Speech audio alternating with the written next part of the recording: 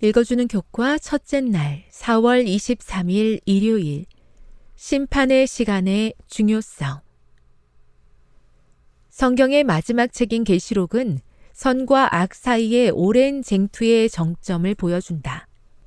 반역한 천사 루시퍼는 하나님의 공의와 공평과 지혜의 이의를 제기했다.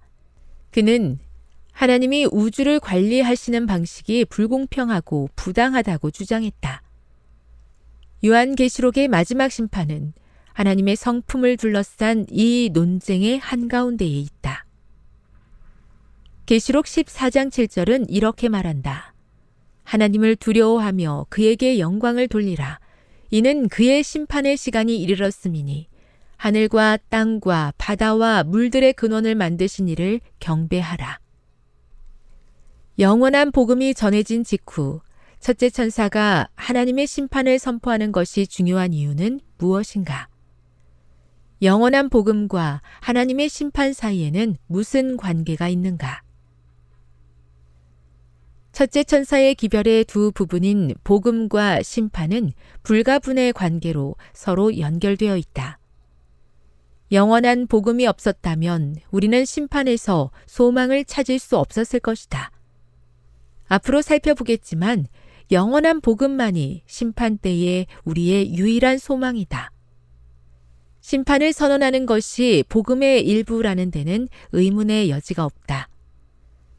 이 심판 동안 타락하지 않은 세계는 하나님이 한 사람 한 사람을 구원하기 위해 할 수 있는 모든 일을 하셨다는 것을 보게 될 것이다.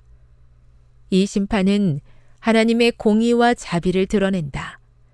심판은 하나님의 사랑과 법에 대해 그리고 하나님의 구원하시는 은혜와 그분의 구원하시는 능력에 대해 말한다.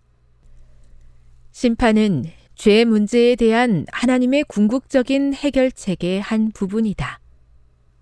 우주의 선과 악의 대쟁투에서 사탄의 참소를 십자가에서 답하신 하나님께서 심판을 통해서는 당신께서 우리를 구원하기 위해 할 수 있는 모든 일을 다 하셨음을 공개하시고 우리를 십자가 앞으로 이끄실 것이다.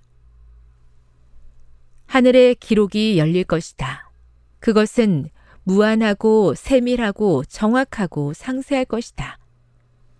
우리는 하나님께 너무나 소중하기 때문에 온 우주는 성령의 간구하심과 갈보리의 십자가에서 그리스도께서 값없이 베푸신 구원에 비추어 우리가 내리는 선택을 살펴보기 위해 잠시 멈출 것이다.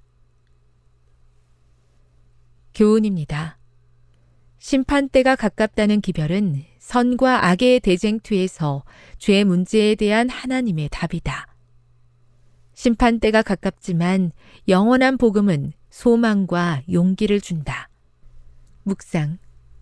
영원한 복음이 선포된 후에 심판의 기별이 전해진 것은 심판의 두려운 시간을 앞두고 있는 우리에게 어떤 의미인지 생각해 보십시오.